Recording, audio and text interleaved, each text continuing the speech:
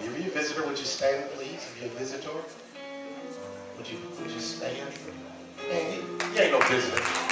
You just want another gift. You ain't no. Don't sit down, man. You ain't no visitor. Come on, give God praise, man. He stand up every other week. Come on, throw it, man. Amen. Let's give God praise for all of our visitors from around the world. We honor God for you this morning. Thank God you've chosen to tune in to our webcast, Facebook Live, however you watch us. We honor God for it. I want to encourage you to come and be with us on Sunday morning, whatever you feel, across that computer or phone or however you watch us. It's so much better live in the living color. Come, Sunday school 9 o'clock, morning worship 10 a.m. We'd be so grateful if you did. One more time for Temple, give our visitors. Amen again. Thank God for all of you. All right. Everybody doing all right? Everybody all right? All right. Everybody find these colds and sinuses and allergies and all that kind of stuff. That's what about Minister John. Just, your voice is flawless. If you got allergies out there, man, you sweet. You sweet. It's probably a more theological word for that, but man, you sweet. You sweet. Grab your Bibles. I don't want to be long today, but I do want to attempt to be strong. I don't want to be long. First Kings, and yeah, it is. We've been dealing with what? What have we been dealing with? Questions. Question is, I have my voice, I go over time. Anyway, we've been dealing with questions. Stop your thing.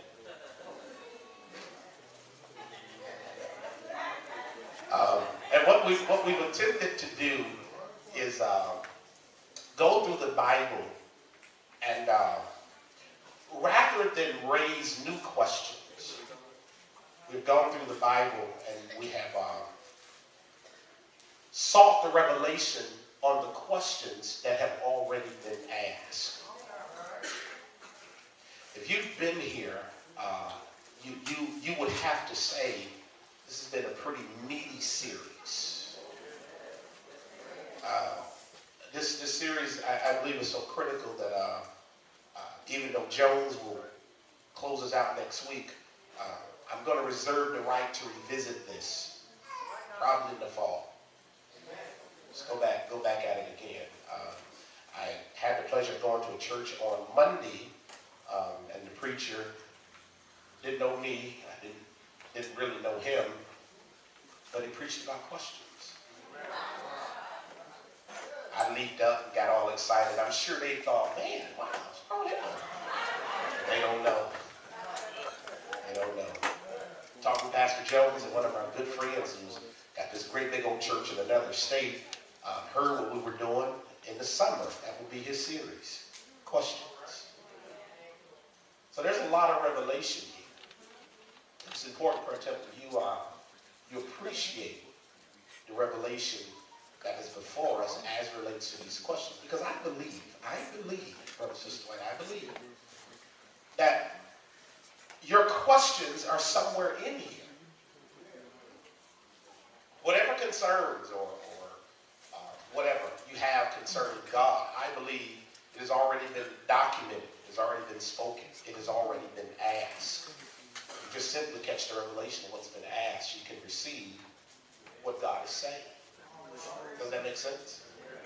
So we've been doing questions, and we've done 10. I don't think all the preachers who have taken time out of their busy schedules to honor the spirit of the house. All these preachers can preach their own sermons. They can all hear God in their own way. But they've acknowledged and have at least submitted themselves to dealing with our current series on questions. Amen. We thank God for our preachers. So, today, I'm trying to get through this. 1 Kings chapter 19 gives us question number 10. 1 Kings chapter 19 gives us question number 10.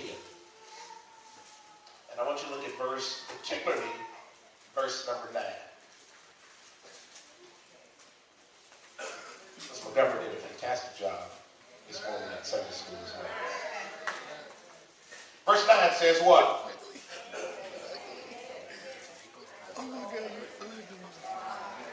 Let's all get there. Let's all get there. King James Version. Ready? Let's read. And he came thither unto what? Where did he come? And what happened? And what?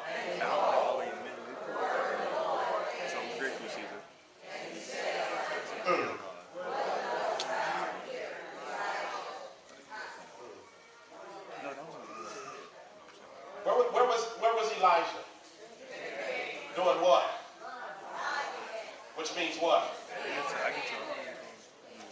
Spending some time there. When the word of the Lord, when this captures God's attention, what's God's question to him?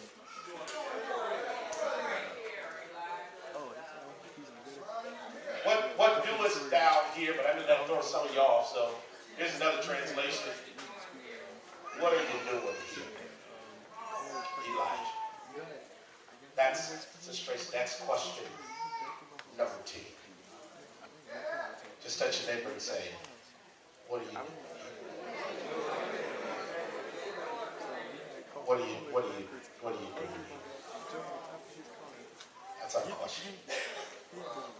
What are you doing? Where's Elijah? Doing what? Which means staying, living, bolding, sleeping, living.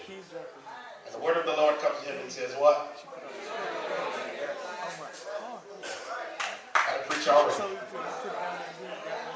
What is critical about our question today is that for the most part, over these last 10 weeks or so, we have been raising questions to God. But this time, God raises a question to us. Our questions to God have attempted to grab hold of just how he takes care of us, how he loves us, how he provides for us. God's question to us seems to tackle the same vantage point. When he asks, what are you doing here? You also notice he calls him by name. He says, what are you doing here? What? Elijah. As if to suggest that this might not be a bad place for somebody else. But you Elijah. Part of my objective today is to convince you that you're Elijah. And if the cave wasn't good enough for Elijah,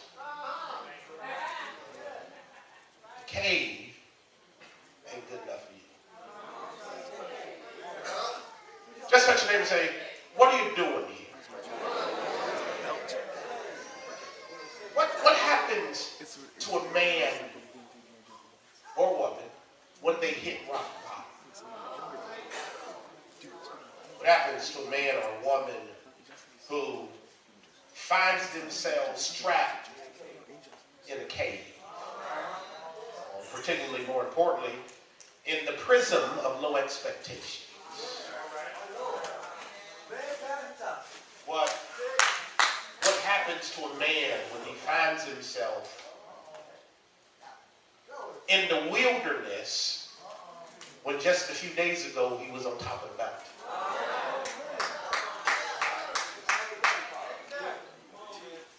What happens to a man in life when things don't go quite the way he or she played? God steps into the tapestry of humanity and he asks us, what you doing here? Preacher, get with me quick today. I won't be long. Don't wait till 11:29. I'm telling you that. Almost go.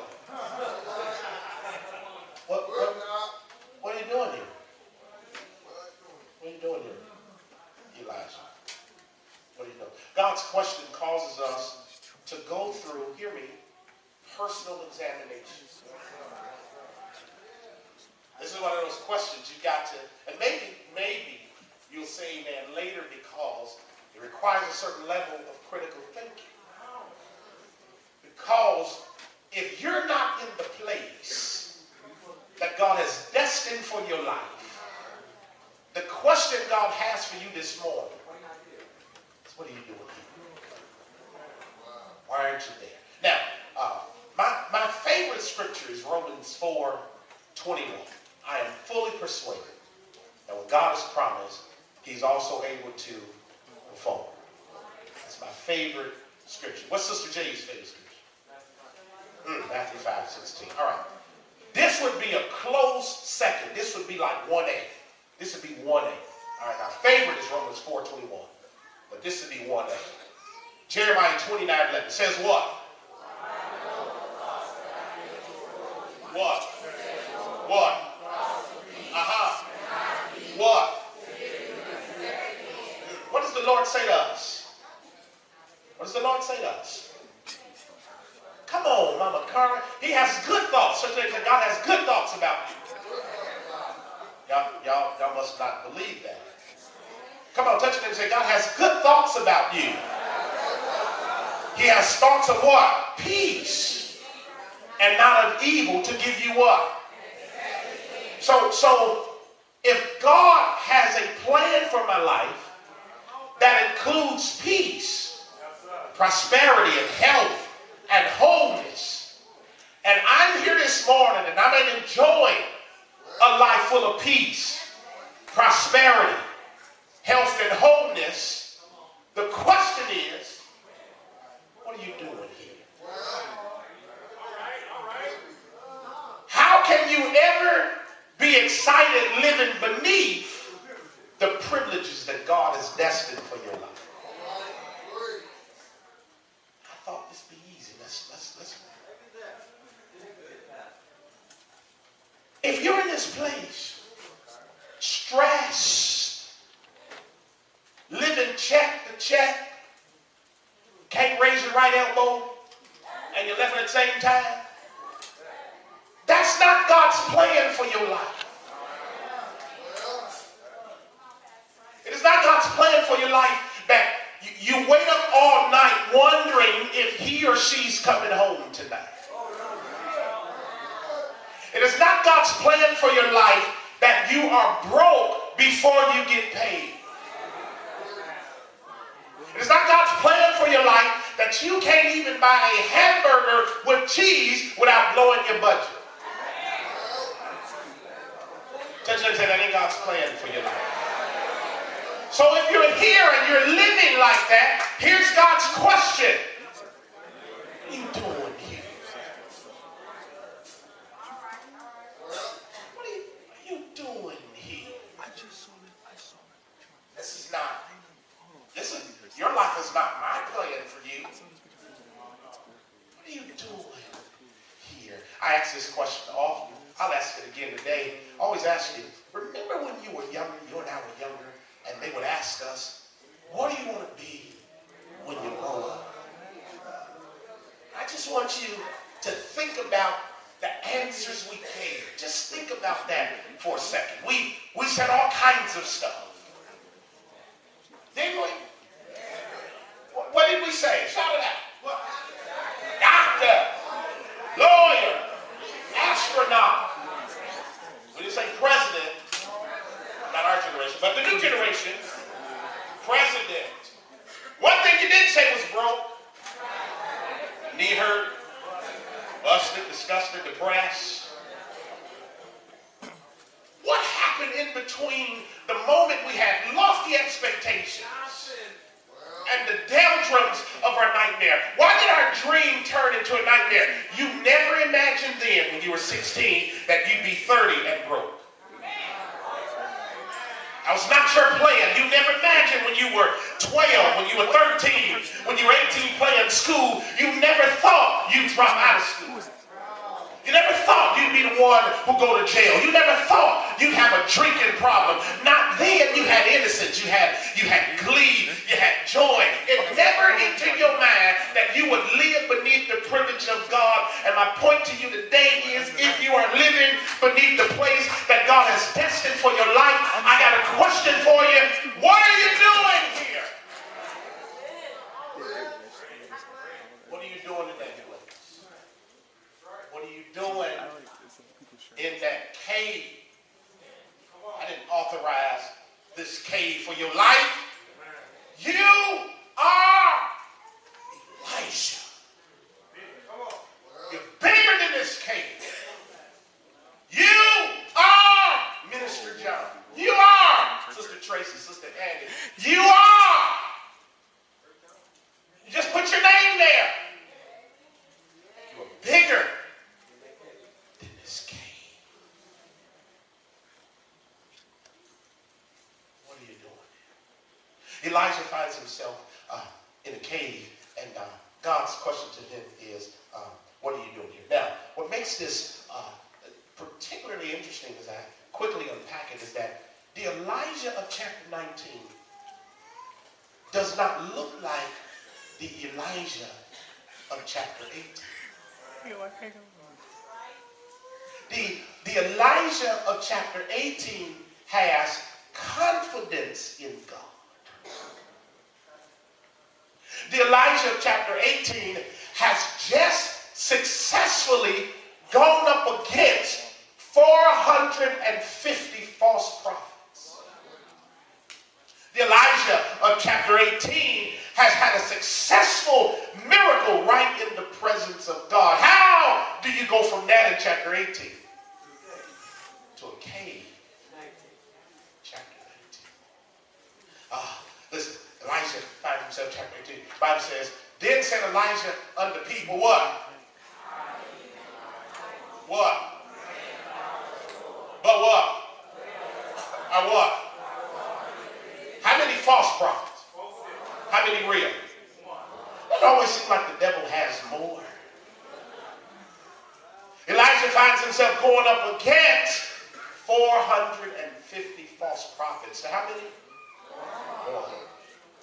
What do you do when the odds are stacked against you? Preacher of God. What do you do when it looks like it's more of them than it is of you? This is when you have to understand that you are Elijah. And because I'm Elijah, greater is he. Come on, touch your neighbor and say, you're Elijah. You're Elijah. I might have to spend 10 minutes convincing you that you're Elijah. Somebody here believes they're Eddie. I didn't think we'd have to spend time there. Because listen, nothing will change in your life if you don't believe you deserve better. So let's go a little bit of that. Touch your neighbor and say, I deserve better than this. Come on, touch somebody else. I deserve better than this. You were not designed to live no check to check. You were not designed to be broke before you get your check. You were not designed to have 25 kids and not know who the daddy is. Oh, no. You weren't designed for that. Now it happened. It happened. And God can work that thing out. There's no question. But touch your neighbor and say, you weren't designed for that. You were not designed that you could not walk to the speaker without holding your hip and then hope you get there. And then you weren't designed for that.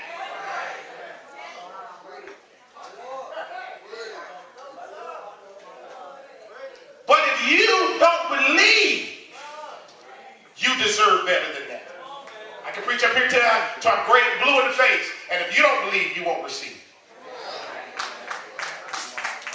So touch your neighbor and tell him, you are Elijah. 450 prophets against one.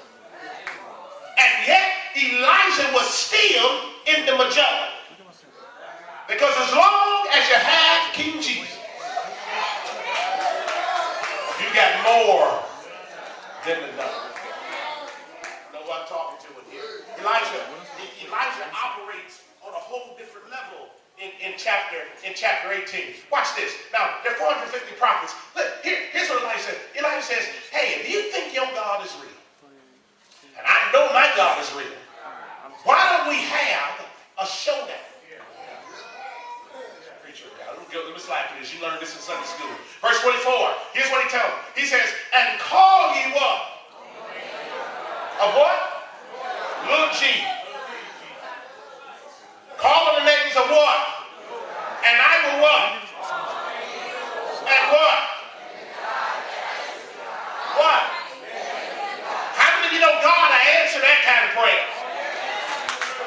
God can't wait to have a moment to show off. I came to tell somebody here prophetically, God wants a moment to show off, but he needs you to give him permission to show off in your life. And there's somebody say, permission granted, permission granted. God wants to show false prophets that they ain't got nothing on God. That's why we say none else can heal all our soul disease. I just lost half the church there. No, not one. No, not one. Touch your neighbor and say, God's looking for a moment to show off. I don't know who I'm talking to in this place, but you need to give God a moment he can show off. Elijah says, you call on your God, God's, small g, and I'm going to call on what? Capital A. And he says, we going to see which one the best. And they proceeded, they called on their God, or their gods, small g, and somewhere around verse 27, it came to pass at noon that Elijah what? What did he mock them? Teased them. Why? He says what? And said what? What? Now there's an inflection there. For he is a God, right? And then he messes with him. He says, either he's talking or pursuing or some journey or maybe what? Maybe you got to wake your God up. Maybe he on vacation. That's reason 55,000 you ought to always be excited. God never sleeps. He never slumbers. He never takes a vacation. He is always there when we need him. And I came to tell 58 of y'all, you need a real God to solve real problems with real power. I don't want a fake God that cannot solve real problems. I want a real God that can solve real problems.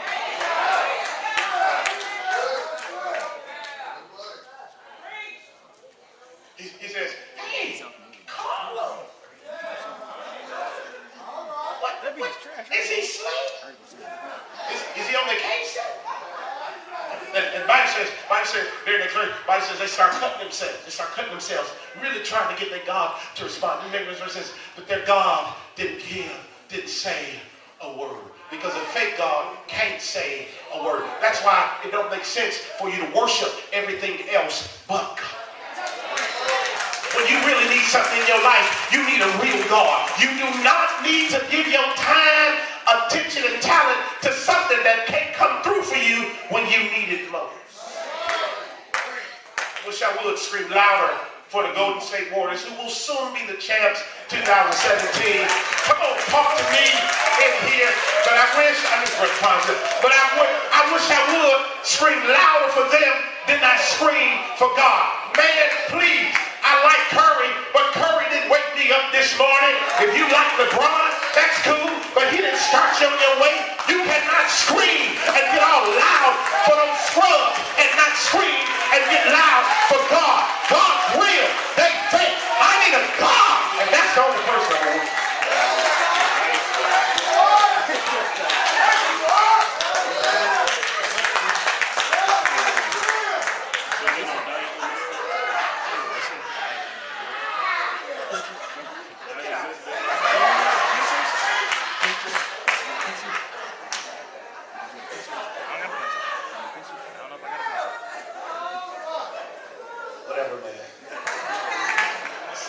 Confidence in God. Watch Elijah. Elijah prophet came near. So Elijah said, do this for me. He says, I tell you what, I'm so convinced my God's going to do it. He says, take the bullock and put it on. The Bible says he rebuilt the altar. He put the bullock on the altar, and he told him to go get 4 barrels of water. And he drenched the bullocks with water, and he had so much water that they were able to build a trench around the sacrifice.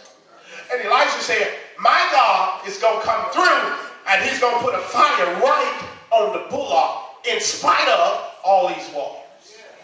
God just needs a moment to show off in your life. The Bible says, that Elijah the prophet came in and said what?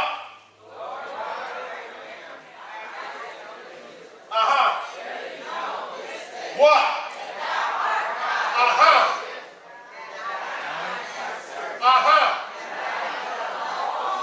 What? If you do what God said according to his word, God's got to bring manifestation. I thought y'all clapped. At least clap right there. That just went over some of your heads. You want to move God? Give God his word back. And if you give God his word back, you make him respond, because he got to respond to his word. Elijah said, and I don't know how he said it, maybe he said, God of Abraham, Isaac, and Jacob. I call you. He may have said it that way. He might have said God of Abraham, Isaac, and of Israel. He might have said God of Abraham, Isaac. I don't know how he said it, but he caught the attention of God. And he caught his attention because he gave him his word. Is that all right? The Bible says that he called on God, and God brought fire down from heaven, and he did just, and then the fire of the Lord what? And what? And what? And what? And what? And what? Touch your neighbor and say, God will come through just like he said.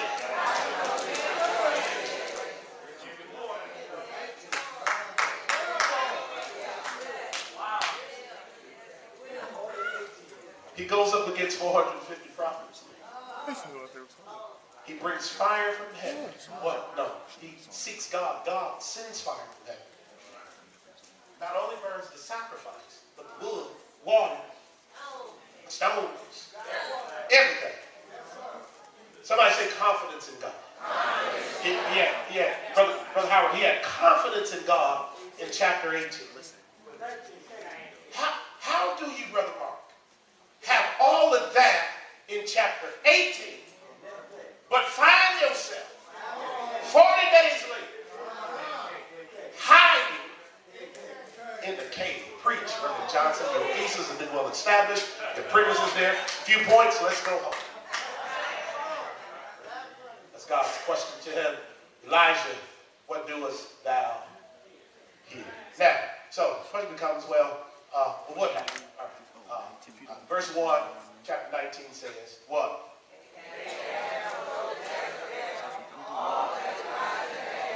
What happened?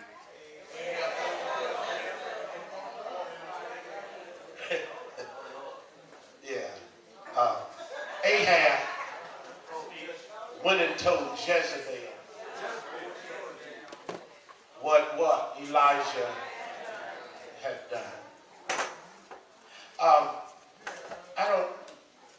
I don't think there's nothing worse than a weak man married to an aggressive woman.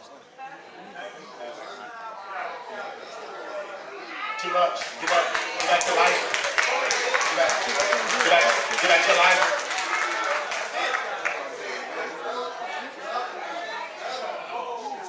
Ahab is one of these gossipy type men.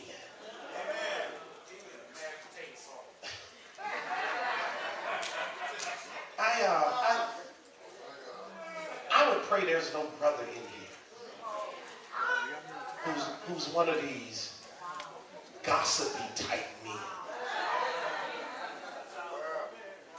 Hey, guess what? Guess what happened? Hey, guess what? There's got to be something else you could do. It's got to be a bug that needs to be killed. It's got to be something that needs to be solved. It's It's got to be a screw that needs to be tightened. You cannot go out being a weak, gossipy type man to an over-aggressive woman. I was going to do another little action here, but I'll back it out. It's got to be something more than that. And some of you find yourself in relationships like that where you, and I'm talking to her too, she's scared to tell you the truth because she know you gonna go crazy. Or vice versa. He's scared to tell you the truth because he know you gonna go crazy. So you find yourself in a collection of, yes ma'am, yes ma'am, or yes sir, yes sir. At some point, I don't care if you're married, at some point, you got, I just lost half the audience right here. Climb on back up there, get up back on Elijah. At some point, you got to represent yourself. Say this, I ain't afraid no more. If you're unhappy, you need to say it. And I'm talking to a man, I'm talking to a woman, I'm talking to whomever. You should not be an Ahab married or in a relationship with a Jezebel. And Jezebel, you should not be in a relationship with Ahab. If it ain't flowing, if it ain't doing what it's supposed to do.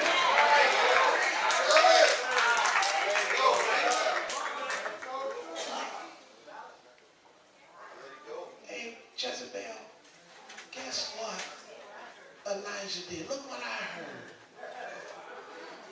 That's my problem. Yeah, all right, so she says everything, he tells her everything that happened, and that is of a particular interest because that creates, listen to me, the new threat.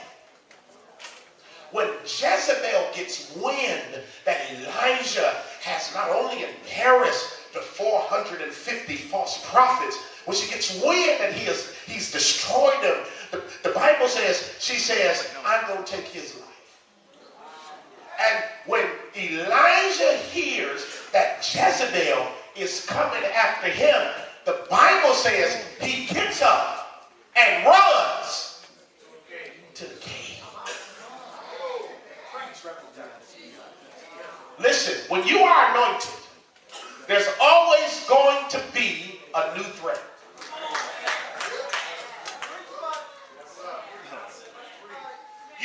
You want to know if you're anointed? Here's how you know. If you can do what you do, while Ahab and Jezebel are on the first row.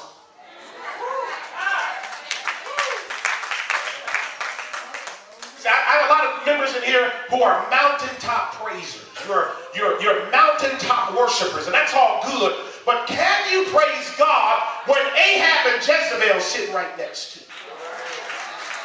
I tell the preachers, can you preach if Ahab and Jezebel sitting on the first row looking at you like that?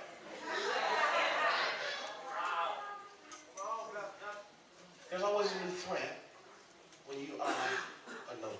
Let me get out of here. So here's the text. So he runs to the cave. God gets there, and he says Elijah. After he runs from Jezebel, there's some preaching there too. Let's move on. He says, Elijah, what are you doing here? What?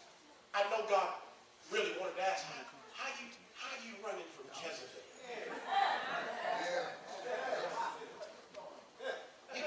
You're going to run from Jezebel. I'm what? Well, okay, so he says, what are you doing here? And then here's Elijah's response. Here's Elijah's response. Elijah says, verse 2. What? What? What does Elijah do? Go ahead, Mama Connor. You say it. Start whining. Whining and sniffling. He says, Lord, I feel like I'm by myself. He says, those 450 prophets, they were false. Children of Israel hadn't kept your covenant. And yet, here I am. And I feel like if she takes my life, I feel